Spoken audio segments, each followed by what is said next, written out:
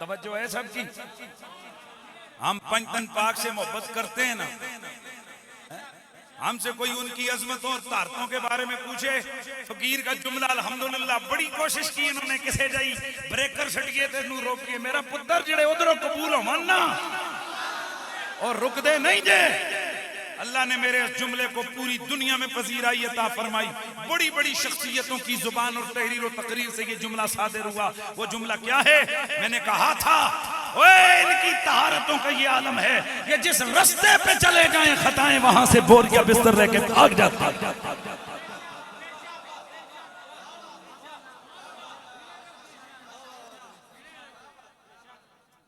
तवज्जो, हम इनसे क्या करते हैं? प्यार।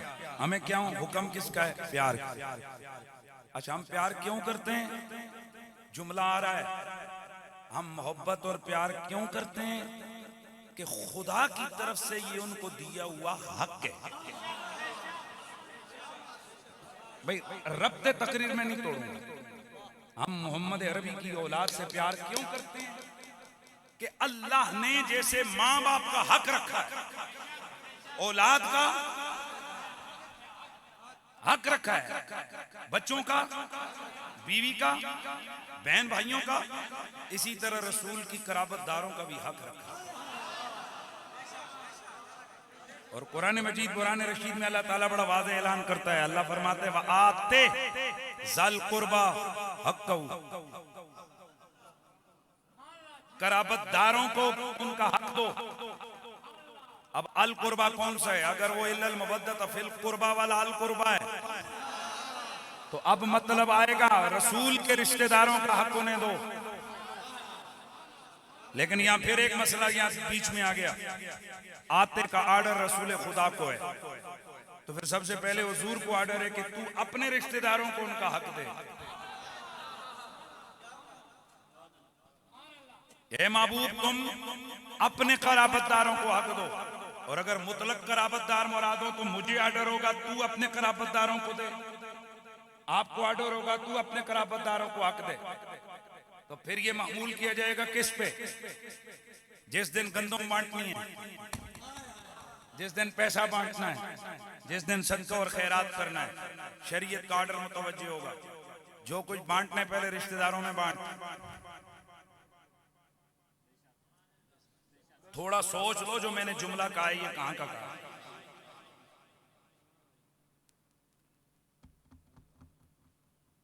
रिश्तेदारों को उनका हक लौटा, तो फिर हर एक को ऑर्डर है ना, जो कुछ तेरे पास है वो रिश्तेदारों को दे। हैं? बोलो, है ना? तो फिर मुझे हक है रिश्तेदारों को दे, तो मेरे पास क्या है? जो मेरे पास होगा मैं दूंगा। बंदे ने गंदम काटी और वो ताने गंदम हुई, उसका रिश्तेदारों को दे। एक आदमी उसके पास गंदम शंदम नहीं है, पैसे हैं, चल भाई रिश्तेदारों को दे। तो हर बंदे के लिए फिर ऑर्डर है ना कि रिश्तेदारों को दे। तो मैं सवाल पूछना चाहता हूं, कुरान उतरा किस पे? कुरान उतरा ज़हरा पाक के बाबा पर। तो जिस तरह वाक़ीम सलाता में पहला इतिमार अमर आमना के लाल ने किया, यानी पहली नमाज रसूलुल्लाह ने पढ़ी,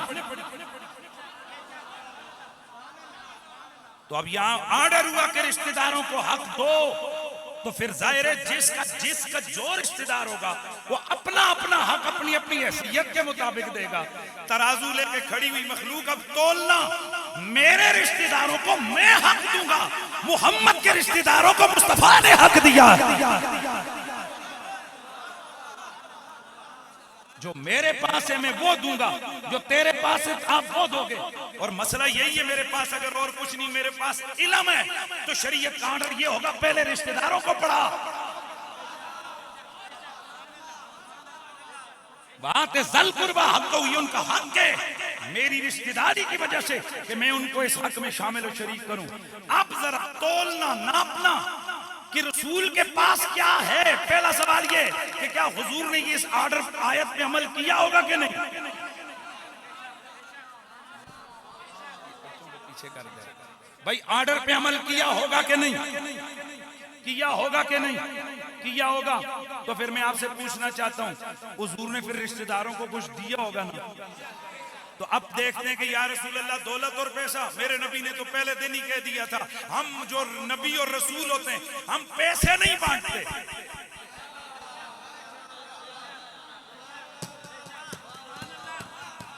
इतना बड़ा जुमला बोलने लगा हूं, आज की रात का सबसे बड़ा जुमला है। हुजूर पैसे बांटने नहीं आए थे, इसी वजह से दौलत के पुजारी उनके गिर्द इकट्ठे नहीं हुए थे।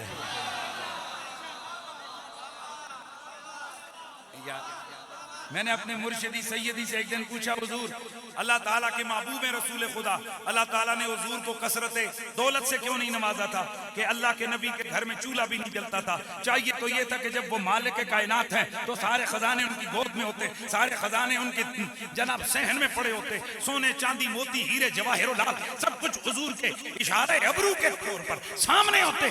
पर रब्बे कदीर ने ऐसा बनाया हबीब को, बाकी सब कुछ दे दिया लेकिन दौलत की कसरत नहीं। मेरे सैयदी ने फरमाया बेटा और जो इशारा करें तो रब कहता है हबीब अगर तू चाहता है तो आई युजअल बदहा मक्का तज़हबा, मैं सारे मक्के के पहाड़ों को अभी अभी सोने का बना देता हूं।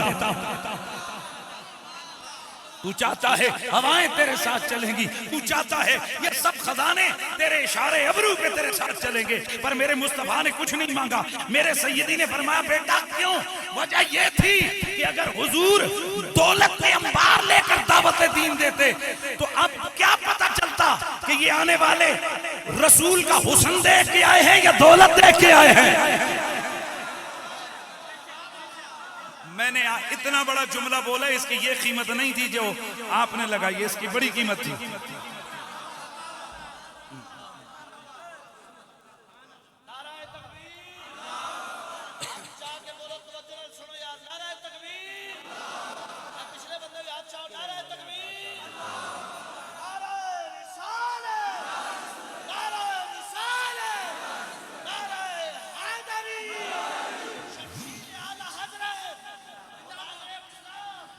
गिरामीउल मर्तबत हाज़रीन, अब मसले को जज़ाकल्लाह, अब मसले को जरा आपने समझना है। इस मसले को सुनिएगा। अल्लाह ने अपने नबी को कसरत ज़र्रो जवाहरात से नहीं नवाजा, ज़ाहिरन। क्यों? ताकि दुनिया वालों को पता लग जाए इनमें से जो एक एक बंदा साथ लगे ना हुजूर के, ये ऐसा मेरिट के ऊपर आया है ना कि ये दौलत देख के नहीं आया, ये सब कुछ जो आए तो रसूलुल्लाह के हुस्न जमाल का कैदी बन के आया। बस बात को मुकम्मल कर रहा हूँ और सीधा आ रहा हूँ अपने उन्वान पर, शहादत की तरफ आ रहा हूँ। आपने जाना? अच्छा, मेरा जुमला जरा अपने पल्ले बांधिए। वातिज़ल कुर्बा हक़्क़हू, कराबतदारों को उनका तो हुजूर ने हक दिया कि नहीं दिया? यार ध्यान रखें, दिया कि नहीं दिया? हक दिया तो फिर हक में क्या दिया? आप कहेंगे जो होगा वो दिया। तो आप ये नहीं बहस करना कि क्या दिया। किसी का प्यो भी नहीं गिन सकता कि हुजूर ने क्या दिया। मैं चैलेंज करके कहता हूं किसी का बाप भी नहीं गिन सकता कि हुजूर ने क्या दिया कराबतदारों को। ये बहस नहीं करनी है, ना कोई कर सकता है कि हुजूर ने कराबतदारों को क्या दिया, क्योंकि आप सारी जिंदगी लगे रहे तो आप बयान नहीं कर सकते कि हुजूर ने क्या दिया। जुमला मैं दूं? यार ये क्या बेचैनी वाली ये बात नहीं होनी है। जुमला दूं मैं तो जुमला ये रखना है आपने कि ये नहीं बात करनी कि हुजूर ने रिश्तेदारों को क्या दिया। बच्चे को ले जाओ पीछे कर दो, डिस्टर्ब नहीं करें, पीछे बैठो। ये नहीं करना है कि रसूल खुदा ने अपने बच्चों को रिश्तेदारों को क्या दिया, बल्कि ये लफ्ज बोलना है कि रसूल खुदा ने अपने बच्चों को क्या नहीं दिया।